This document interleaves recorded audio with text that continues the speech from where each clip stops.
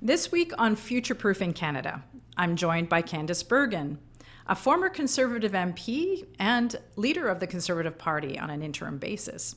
During her 15 years in Parliament, Bergen built a reputation as a fierce advocate for rural Canada.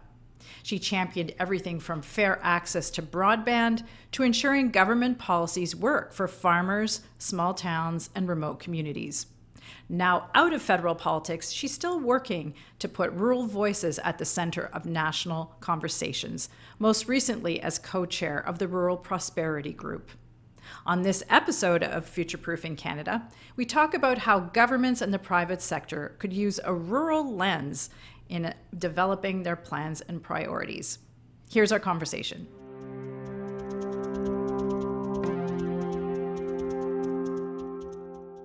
Candice Bergen, welcome to the podcast. Thanks, Jennifer. Very good to be with you. You and I met on Parliament Hill when you were a member of Parliament. Now you're outside of politics, but I'm interested in your backstory and where you grew up and how that led you to where you are today. Well, I do remember meeting you on Parliament Hill. Just remind me, when were you? How long were you on Parliament Hill in the media, and when did you leave? I was there 97 to 2016. Okay, so that would have been, we lost government in 2015, so it would have been the first year into opposition. Yeah, that's right. So I got into politics. I still kind of pinch myself because I think it's like, I feel so lucky to have been able to have been involved to the extent I was. I started as a volunteer and I joined at the time the Alliance Party to support Stockwell Day. And, you know, I grew up in a family, I'm the youngest daughter of 8 kids. And mom and dad, although not particularly involved in politics at all, but they were very involved in our church and in our community. And they would always say, mom especially, if you commit to something, make sure you follow through. And if you don't do something, you can't complain. So I got involved to support Stockwell Day in the leadership race. And then I got a call from the local association and they said, we need help. Would you come to this meeting? And I could just hear my mom's voice saying, you better get involved. You better follow through. You know, I had young children at the time. I was very frustrated. It was the Liberals were in power. There was scandal after scandal. And I just personally felt very frustrated as a young mom. So anyway, I got involved. It's funny because I said I showed up at this AGM and I left 20 minutes later on the board. I think I was like, had the vice president position, because in politics, as soon as they find somebody who's willing and has some capability, you know, you're involved. So I started that way and started as an organizer on a volunteer basis, got involved in a lot of campaigns. A man named Stephen Harper, who everybody said would never win outside of the West, got to know me and asked me to do some work for him on his leadership campaign. I never ever thought I'd be a member of Parliament, Jennifer. I admired MPs. I loved watching Question Period. I was a big fan. But, you know, in politics, and I tell young people this, if you get involved, you do a lot of the hard work. I always say under promise and over deliver, you can advance and do things really quickly. So I ran, I won a nomination, which was a tough battle, but I knew if I won the nomination in my riding, I could win the election because it was a pretty strong conservative riding. And yeah, and then I just went from there, started as a backbencher, went on to chair a committee. I became a PS, I became a minister of state, and then in opposition, I held a number of leadership positions and I went on to lead the party during the interim for just under a year. So that was how I got involved, which is like, I still can't believe it. Really? Yeah, no, I mean, I have a tremendous respect for people who put their name on the ballot because it's really challenging from the nomination all the way through to the ins and outs of being on Parliament Hill. And you're from Morden, is that correct? That's right. I was born and raised in Morden, Manitoba. A lot of people get it mixed up. It's not Morris, Manitoba, it's Morden. Morris is the Stampede capital of Manitoba. Morden is the corn and apple capital. We've got a great festival every year. And yes, so I'm from Morden, Manitoba. Can you help me situate where Morden is and what was it like growing up in Morden? One of 8 kids. That's quite a story. It's about an hour and 15 minutes from Winnipeg. And we're about 10, 15 minutes from the US border, so very close to the border. An agricultural community. We've got a number of communities around us, Winkler, Altona, or Carmen, some of the main ones. And then interestingly, I grew up in Morden. I left as a young adult and then came back with my husband when our children were young, lived there for a number of years, and then became the member of parliament. So it was kind of cool to come back. You know, I was very fortunate to have grown up in a rural community. You know, I believe so strongly in the benefits of rural Canada to our country, and I think that many of the benefits and the challenges of living in rural Canada have largely been ignored by all levels of government and even by corporate Canada. But I grew up, as I said, in a large family. You know, you knew everybody. Things like we literally didn't even lock our doors. I wouldn't even have known how to lock the door. We'd go away for 2 weeks of holidays to church camp, and we didn't lock our doors. I mean, I think it was the time as well, you know, 200 years ago. Well, not quite that long, but a long time ago. And so, you know, people, there's a lot of support. It was just good. It was good growing up in a rural community. It was all I knew and all I know. And I feel grateful to have lived there. Since you've left elected politics, federal politics, you've helped to found a new group called the Rural Prosperity Group, where you're co-chair with Senator Dennis Dawson, who comes from the liberal side of politics. Tell me what your main goal is through this new group that you've formed, I guess, over the last year. Yeah, well, you know, I'm very happy to be one of the honorary chair and be able to work with Senator Dawson. It's a really interesting project, and something that's what I find interesting is more and more people are talking about rural Canada now. You know, as I said, rural Canada has really been largely ignored, and we want to really gather people's stories, hear about the successes of rural Canada. All of our natural resources come from rural Canada, whether it's oil and gas, agriculture, mining, forestry, and fisheries. We really are a country where the foundation of our economic prosperity come from rural Canada. And so part of what I want to do as honorary chair is gather those stories of successes, and there are so many successful stories, but also hear the challenges. Rural Canada, I know the people, I know the heart and soul and the attitude of rural Canadians. And rural Canadians are not looking for a handout, or they're not looking for special treatment. They just don't want, whether it's policy or whether it's even business practices that are inadvertently hurting rural Canadians more than anyone else. So really we've launched it, but we're still, you know, fine-tuning some of the mechanisms of the organization and the group. And it's really to advocate on every level for rural Canadians and for the rural way of life. That's another incredible thing, you know, whether it's just being in the outdoors and enjoying, whether it's hunting, angling, fishing, sports activities, some of those areas around safety that I mentioned, just even talking about the rural way of life. Can you talk to me a little bit about what you're hearing in your conversations with different rural communities in terms of the challenges that they're facing? And I realize, I mean, when we talk about rural Canada, this is a very diverse group of communities that can be in the Arctic, or can be in the far east of the country, the far west, or the south. So it's not monolithic, but maybe there's some common themes that you've come across. Yes, definitely. And you're right. And there are differences living in rural and remote communities like northern Canada, where you really are very remote, which I actually have lived in more of a remote community. My first husband's first teaching job was in Grand Rapids, Manitoba, which was about 6 hours from Winnipeg. And you know, no hospital, you know, one store. You're lucky if you can get some fresh fruit and vegetables occasionally. You know, those are very different challenges, and probably even more difficult to manage than, let's say, where I grew up, where we had stores. We didn't have McDonald's, but we had services, but we still were. I would say the commonality that I hear are things like lack of services. So lack of hospital medical specialists. We might have hospitals, but we have to drive into the city to go to a specialist. We can't go to university in our rural communities, although there's more remote learning now and it's getting better. But if you want to go to university, you have to, where are you going to live?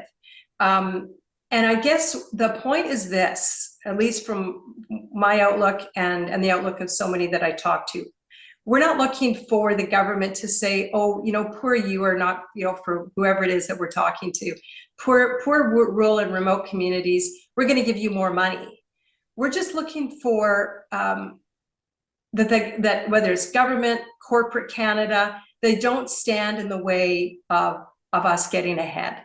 And whether it's policy or practices, there seems to be things that are implemented that inadvertently and probably unintentionally hurt rural Canadians. So that's really what we'd like to talk about and bring to the forefront.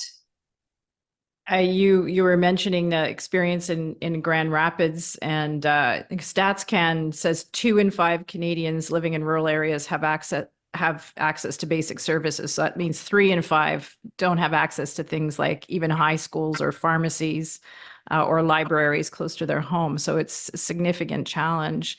But when you talk about policies that might inadvertently hurt rural Canada, what would be a couple of examples that you've seen where maybe your colleagues or former colleagues in the House of Commons might not have thought, oh, this new law or this bill or this motion might not be right for everybody in the country? Well, we talked a lot about the carbon tax when the carbon tax first came out. And, I recall how we almost ridiculed by talking about how the carbon tax hurt rural Canadians and sectors. So not just individuals, maybe you're not working in the farming sector or the natural resources sector, but you live in a rural community. So the carbon tax really hurts you, but it also hurts these sectors. So that, I think about that often. I'm very glad it's been reversed. But I'm looking now at, there's another policy they're talking about, the EVs, the mandates around EVs. And my hope is that the decision makers will look at that with the rural lens and think about the effect that it would have on rural Canada and rural Canadians. So those are a couple of examples. But then there are also examples, and this is where, as an MP, I would talk to folks in Toronto in the cell phone and internet service sector. Right. And I would say, you're charging my constituents the same amount of money every month as you're charging Winnipeggers who are living in urban Canada, in urban Manitoba. And my constituents many times can't use their phone. I had seen stories heard stories where they couldn't even dial 911 during an emergency. And I know we're dealing with this scenario right now in Manitoba where this has happened. And I would say to those in corporate Canada, you need to do something. You can't charge the same amount of money and not provide the same service. And actually, what rural Canadians would like is just that service provided. Now, I understand corporate Canada, they have a bottom line. They're responsible to shareholders. They have to make money. I fully understand that. But I remember my municipalities offering some solutions. They said, well, could we help with building a new tower? And then maybe we could, whether it was a credit or a creative mechanism to address the problem. And that just didn't seem to, there seemed to be no mechanism. It was just, no, we're not going to be creative. No, we're not going to be able to do that. And your constituents are just going to have to figure it out. It was a bit of a harsh attitude, honestly, towards rural Canada.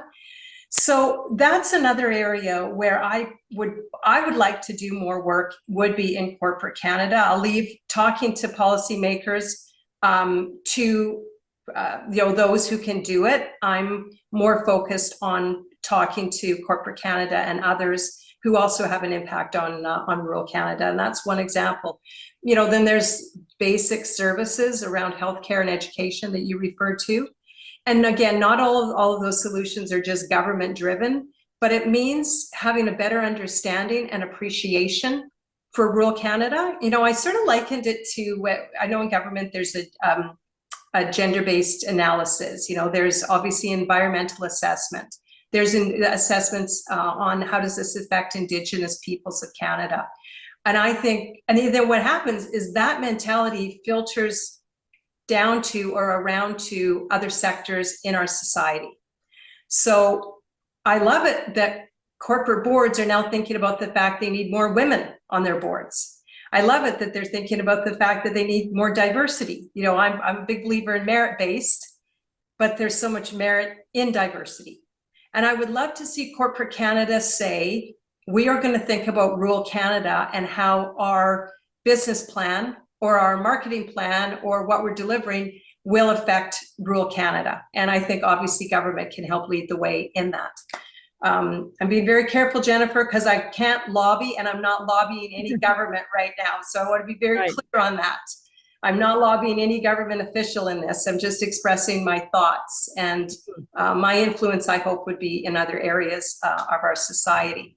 But I would think we would consider it a win if our country at every level would say, and then act on it in a meaningful way. We are going to consider rural Canada in our decision making. And let's look broader, Jennifer. Like, we're talking now, and I'm very grateful we have a prime minister that says that he wants to get major projects built. And those, it would appear to me, are all centered around, generally around natural resources. Yes, probably supply chain, but all as they relate to natural resources. So if we can look at that and recognize that the foundation of all of that comes from our rural communities, it would just happen organically. Let's just, I want to come back to the major projects in a second, and also to the EV mandate, but on corporate Canada, what's in it for them?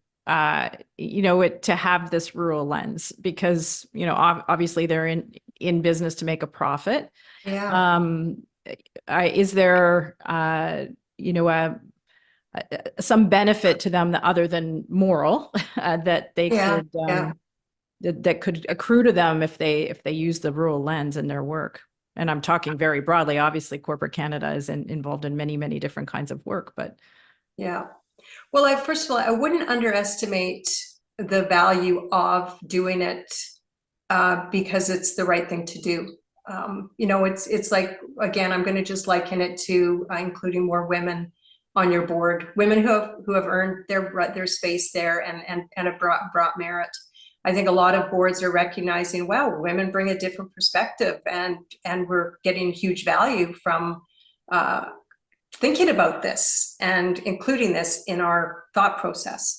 So when boards and companies are establishing their mission and their vision, now, I mean, if they're operating, obviously, if they're, you know, a company and all they do is urban, their focus is urban Canada, that's probably a different mission statement they would have. But if they are servicing rural Canadians, and that's part of their mission, their vision, their center, which I would think every business should have that, every corporation, there are real tangible outcomes for them.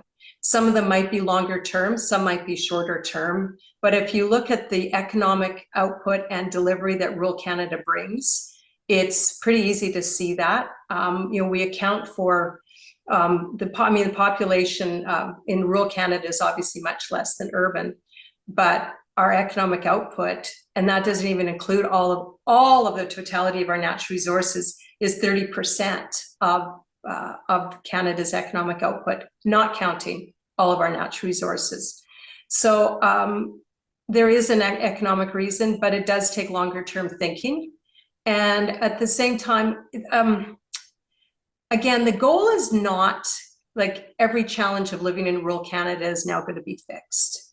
Nobody expects that. I know living in Morden, and as I said, I brought my family back and we raised our kids there.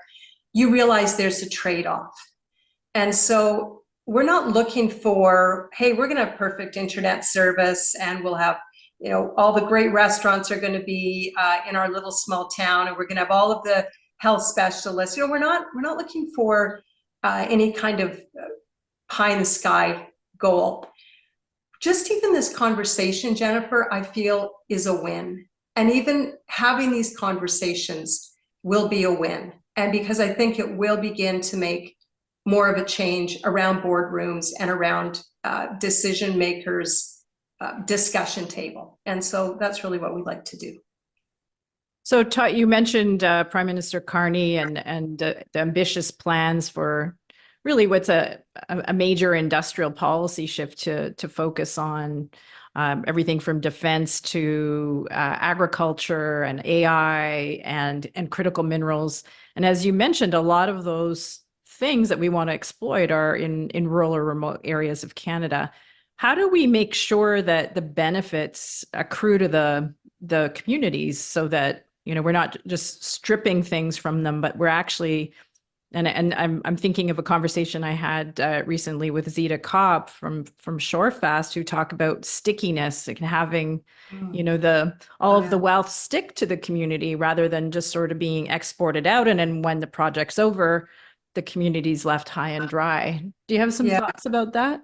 Well, I've seen some really good examples again in our area, because Enbridge, for example, they've built pipelines through my riding and through those communities. And I think when you again, when government gets out of the way and lets corporate Canada do what they do, or the corporate dollar come in and invest and build, many times they know it's in their advantage to have community support. So I've seen examples of really generous and high level support from companies in communities. That needs to be encouraged and continued. Obviously, jobs will come to those communities. That needs to be encouraged and continued. I'm thinking right now too of some great agreements that are even happening. I'm thinking of some businesses that I'm helping and working with, agreements with Indigenous people. And I'm very happy that recognition, that economic recognition and goal is what's being put at the forefront of reconciliation with Indigenous people. It has to be economic. And so they have to see the long-term economic benefit, not just a one-time payout, but actually long-term, where it's jobs and a change of an attitude of abundance, and an attitude of there's plenty for everyone, and there are no victims in this whole scenario, but just winners all around. And I do believe that would be the outcome. So to your question though, how do we enforce that, or how do we police it or legislate it? I'm sure there are rewards, carrots and sticks that can help do that. But generally speaking, when a company says we are going to come to your community and we are going to build a mine in close to your community, that community just knows that's fantastic. There are going to be jobs, there's going to be economic activity, there's going to be positive outcomes for us. And I mean, there are always those bad examples, and there's enough movies we've seen where the big bad corporate company comes in and is not a benefit to the community. But I think by and large, jobs, economic growth, all of it is created when companies and businesses come in and build their business in your community. So it just happens. So some of our recent work at the Institute has been looking at communities in transition because of, let's say, the global energy transition. There's shifts going on because of it could be a plant closing, a coal plant closing, or it could be some new big operation that's coming into a community. And sometimes these things can be quite disruptive, but with local planning and economic development, that can be sorted for the future. What do you, in terms of, and I wanted to talk about the skills picture and making sure that you're able to keep workers in a community. Do you have some thoughts on that? So using the example that you had, for example, let's say a new mining operation is established near a community, but either the people who live in the community don't have the skills for the mine, or all the young people have moved away. I mean, exaggerating, not everybody moves away, but how do you think that communities could address that as a challenge, like being ready for the opportunities when they come up? Yeah. Well, I have seen some really good examples, again, even in my own, my former riding of Portage Lisgar, which had this was the exact challenge Portage Lisgar had, and Winkler and Morden specifically, Altona as well, where there was tons of industry, tons of manufacturing that was coming up, but we didn't have the labor, the skilled labor. And I think this is why it's so important we get our immigration system back on track to the way that it had run under prior to the last 10 years. It really had run very well under previous both liberal and conservative governments, where there is a really strong and supported stream where skilled labor can come to Canada. And so I know what happened in Morden Winkler is they actually went, the leadership from Morden Winkler would go, whether it was to Ireland, they traveled abroad and recruited people, told them about our community, told them about how great it was and all of the things that we had to offer, and attracted them to our community. Now they had government support though, and the system was not overloaded. People were coming to Canada because they had the skills that we needed. So I think that's one way to do it. I think we need to ensure that our immigration system is strong, it's robust, but that we are bringing people into the country that we can house and that can live in our communities, but that fill those skilled labor needs.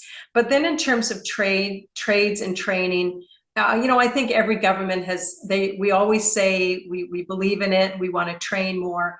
There's probably more that we can do to bring some of that training to the local level, so that and the rural level, so that people are trained and they're staying in their communities. I have seen more and more of a trend, and again, I did it, and I've seen many of my people I know, they've done it. They've grown up in a rural community, left maybe to get their education, travel a bit, just get a little bit of other type of life experience, and then they come back to their rural communities. And in some cases, it's because they're rewarded for coming back. Like I know there's been programs to recruit and bring doctors back to their rural communities, but not always. Sometimes it's just people say, I want to go back. So there probably could be ways to incentivize people to come back to the rural area as well. But overall, I think between immigration but good, solid immigration, a fair system, and as well as good training for the people who are already in Canada, I think that there are ways to fill that. Many, many times, local communities know what the best way to do it. And I feel giving those local communities, whether it's ways to address their housing problem. Again, Winkler was such a great example to me of how they addressed a housing problem. Probably, thinking back, it was probably 10, 11 years ago, Winkler recognized then that they were having a housing problem, and they decided to give a big municipal tax break to any new housing that was built.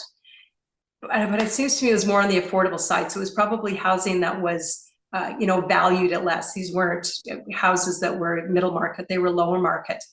And we just saw lots of side-by-sides and townhouses built.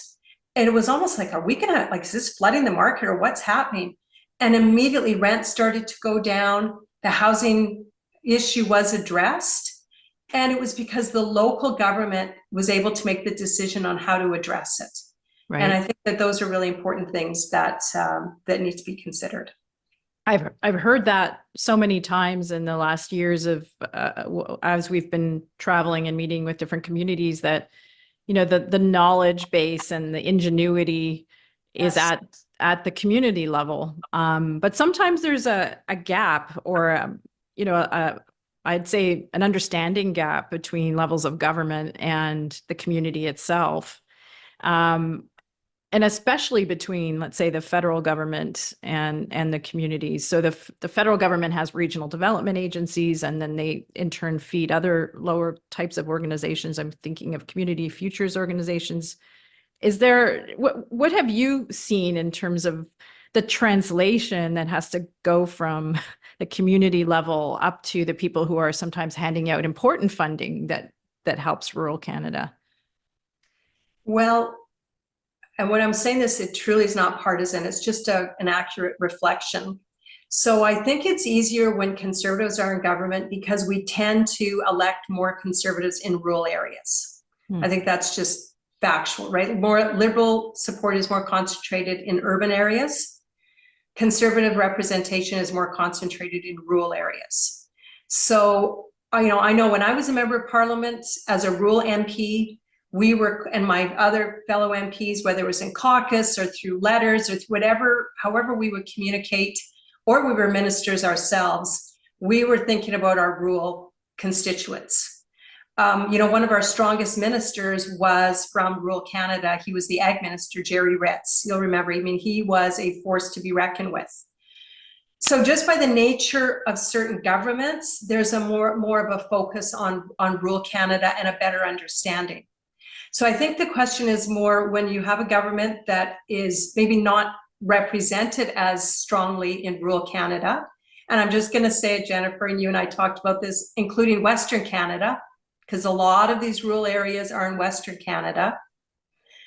The government is going to have to do a better job of finding ways to connect. It's really easy as a politician to think, I don't need to go to that riding. We're never going to win it anyway, so I don't need to understand it. That's an easy way for a politician to think, but it's not leadership. So what I believe politicians need to do, whether they can win a riding or not, they need to find ways to really understand. And many times you've got to go visit it. You have to be there. The Community Futures organizations are incredible. So much good work is done through them, as well as the regional government agencies. But many of them aren't living in rural areas, and they kind of know about it, but they haven't been there. So I would say, I would encourage politicians at every level to visit rural areas, like actually spend time, listen, and find ways. How do men understand what women are thinking? You know what? We've got mechanisms now where government looks at it and asks questions and brings in witnesses and really, in a meaningful way, engages with women. Well, governments can find meaningful ways to engage with rural Canadians and understand what they're dealing with and what their challenges are and how any particular policy would affect them. It's got to be more grassroots. Sorry, Jen, it has to be more grassroots. Mm-hmm. Well, going places and being in them is definitely, there's a lot of merit to that. I'm thinking of, in my previous life as a journalist, you had to go somewhere to be able to report on it accurately. But I will say, and I think you make a fair point about the concentration of MPs in the Conservative Party, but not to forget the Bloc who represent a lot of people in rural Quebec, which sometimes have different, there's different priorities and talking, supply management being one. Yes. So there's different issues that are affecting people or people who live in Labrador and so on that are, it depends on where you live. You might not have a broadband issue, but you have an issue with energy and getting clean energy, so it's a very interesting topic in terms of how to help people at the community level. And I wanted to mention also, because when you mentioned Jerry Ritz, that Guy Lauzon, who is a former Conservative MP, passed away, I think, within the last week.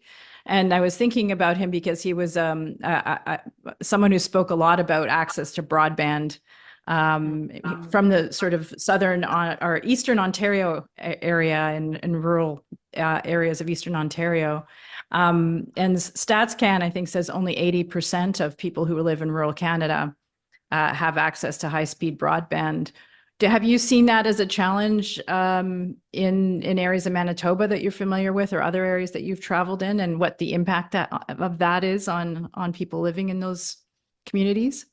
Absolutely. And I would say that 80% of that 80%, it's a much lower percent that actually have dependable broadband and cell service. And I lump it together because it's sporadic, it's not dependable. And it affects businesses. I've visited so many businesses and met with many business owners in rural Manitoba who they said, we can't contact our client. We're trying to get information to them. We're trying to make a deal. And, the service was cut off. So I've heard many stories of that. And then, like I said, I even had a woman come to me a couple of elections ago, and she said, and she lives 40 minutes from Winnipeg, not far. She said, the worst thing happened to me. We were in the field and my husband had a stroke, and I tried to dial 911 and I couldn't get out. And she ended up having to drive to go and call 911, and her husband thankfully was there and had survived. But definitely there are so many stories of businesses that are not able to function. And I would say, Jennifer, that should be considered, internet service and cell service should be considered critical infrastructure. I do believe it. Everybody needs access to it now with, I would say that's been the reality for the last 10 years, but not really focused on. We cannot, after COVID, after everything that's happening, add AI to it. We need dependable internet service and cell phone service everywhere in Canada that people live. Yes, I mean, even taking the train between Ottawa and Montreal, you have, which is still boggles my mind that you can't have a firm connection between two major Canadian cities that are only 2 hours apart. But that's a small worry compared to what people in other parts of Canada are facing. No, but it's true, because those places that I know where you're experiencing a dead spot, there are people that are living there and that's their constant experience. Right. So, when they are living that close to two major centers and they are paying the same bill that the people who live in Montreal or Ottawa are paying. And they are experiencing what you experience just by traveling through. And I know, because I've done the same thing. You're on the train from Ottawa to Montreal and you're like, oh, no more service, it's gone. But these people are experiencing that on a daily basis. And there needs to be some recognition and some real serious action to fix that. And let's talk about transit. Rural transit, there's been some federal programming to help with connectivity between major centers and smaller centers, but it's still an area of weakness in the country, or people in certain places in Canada. I'm thinking, New Brunswick is one that comes to mind, where you've had bus service cut, you have rail service cut, and if you don't have a car, it's very difficult to get to your job or get to other interesting opportunities. What have you been hearing from people that you talk to about the state of rural transit? Well, I think I totally agree with you. I mean, when I was growing up, and even I would say in the last 20 years, there was things like the Greyhound had a bus. And if you needed to get into Winnipeg and to your point, you didn't have a car, or for whatever reason you couldn't drive, there was a bus running once a day. Then they cut it down to a couple of times a week, but you could get into Winnipeg and get back home if you needed to. That's gone. There's no service like that at all. There's a taxi service that probably would cost you $200 or $300, which people can't afford. That's really an issue that, again, should be talked about and solutions should be found. I think for most rural Canadians, they understand you're not going to be able to there's not going to be transit service in your small town or your small community. I know there's sometimes talk within our communities, how do we get some of these communities more connected? And again, I think there are solutions that can be found, and where there's that will. And rural Canadians will kind of decide, do we want to pay for it? Do we want to have a bus that goes from one small community to another? The market will drive that, truthfully, in small communities. I don't think there's any desire for the government to come in and do anything on that, but definitely finding some way to even be able to get to a major center occasionally would be beneficial. But that's also where the EV mandates are really affecting rural Canadians. I was just out car shopping and, finding out how far, if I did just have a pure EV, how far would it get me? If you're in the city and that's the only place you're driving, it'll work. But they just do not work in our cold climates, and where an hour and a half drive isn't bad, but many times in these areas, you've got to drive 2 hours and it is work related. EVs just do not work. And there needs to be some recognition of the impact that this mandate will have. And I just hope they don't, follow through with it for the next 4 or 5 years or whatever it will be and cause so much damage and hardship. And then 4 years they'll go, oops, we were wrong, and switch their policy just like they did on the carbon tax. I kind of see it as the same thing. They're digging into this policy, and I just see it affecting rural Canada so drastically. So I hope that message gets to them somehow. And at the same time, rural Canada, so there's challenges with whether EVs can be the right mode of transportation for people, but rural Canada is very much part of the future of new energy, critical mineral supply chain, all the components to EVs.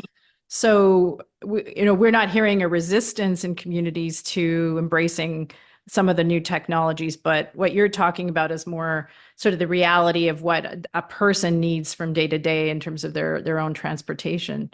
Yeah, and listen, I think critical minerals, certainly will be used for battery, but not just for EVs. I think that what we see, conventional energy, hydrocarbons, especially coming from Canada, are needed around the world. And, the world needs our cheap, reliable energy, so that, there are literally millions of women who are dying every year, Jennifer, because they have to burn dung. And batteries aren't going to do it for them. They need our hydrocarbons. And so I would say if you did a poll on the majority of rural Canadians, they would agree very strongly that we need to be developing our fossil fuels, our gas, our oil, and exporting it. And our EVs for cars are just a tiny, tiny portion. Batteries obviously have a huge part to play in the grid. Or I wouldn't say huge, but they have an important part to play in the grid. And that's why rural Canadians would say, absolutely, we support the extraction of our natural resources for all of the incredible things that they provide.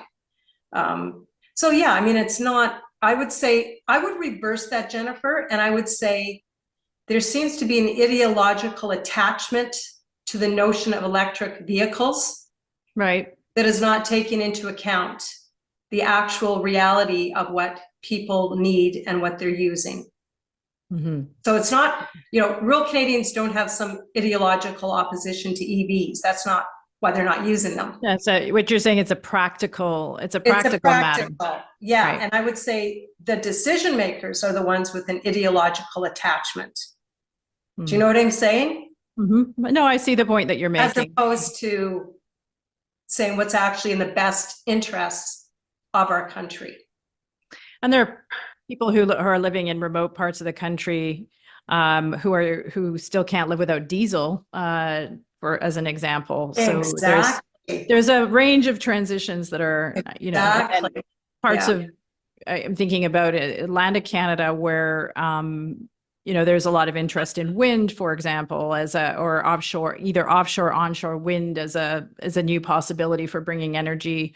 So there's an interesting energy story across the country that impacts people in rural Canada in all kinds of different ways. But yes, I'm struck by the challenge that people in the far north, for example, face with having to rely on imports of diesel to keep their communities going and so on. So yes, that's a real struggle. And you think of, again, the blackouts they have and the fact, they need to be able to exactly have cheap and inexpensive. When I say, and we need inexpensive because you have to afford it. Look at how hydro bills are going up. People's bills are going up with the added costs whether it was the carbon tax or other costs. So people have to be able to afford it. They have to be able to afford the basics of heating their home, keeping their food cold, cooking their food.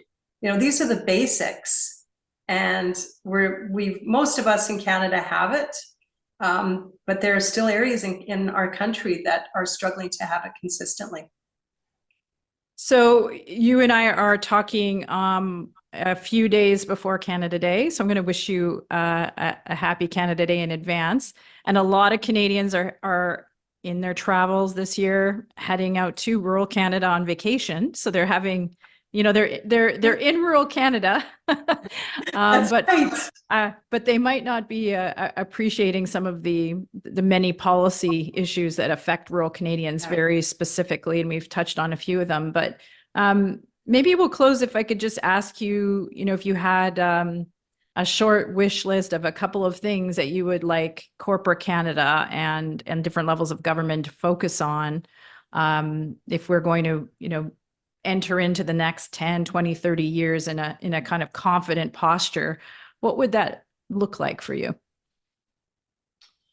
Well, that's, there's so many. And I have to, because I know the policy. And so a lot of the policy that truthfully the West is asking be reversed. I know a lot of the wish list of Premier Smith and Premier Moe, those things would be very helpful if those were either altered or scrapped altogether. So I won't go over those particular policies at this point, but I would just say generally, two major things. If we could get the cell phone service and internet issue figured out in a real way, where it just isn't an issue anymore, where people know that they have cell phone and internet service, I know that would have a huge impact on Canadians. And then I would say if we could find a mechanism whereby government and then filter down to the rest of society puts a rule lens on all decisions, that in and of itself would have a huge impact. The carbon tax is gone. I'm very grateful for that. Still doesn't affect industries in rural Canada. I'd love to see that gone. But I would say kind of those two things where internet service, a huge issue, but then generally start to talk about rural Canada, get to know rural Canada. My vision was also, I want rural Canadians to understand what corporate Canada is feeling and thinking. The point that you and I made, they have shareholders they have to answer to. And the market isn't as big in these rural areas. It's just not as much population. I just always think we do better when we have a better understanding of each other.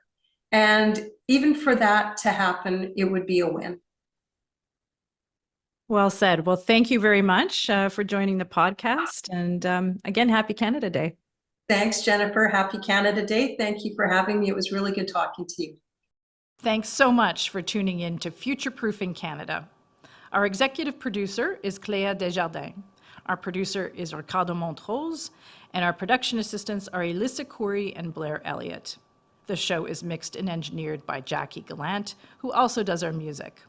If you like what you heard and you'd like to find out more about our work at the IRPP, you can head over to irpp.org. You can subscribe to our newsletters and check out all our latest publications. And if you really, really like what you heard, leave us a review on your podcast app or share your feedback on social media. You can find us on most platforms at IRPP. For the Institute for Research on Public Policy, I'm Jennifer Ditchburn. I'll be back in a couple of weeks with a new episode of Future Proofing Canada.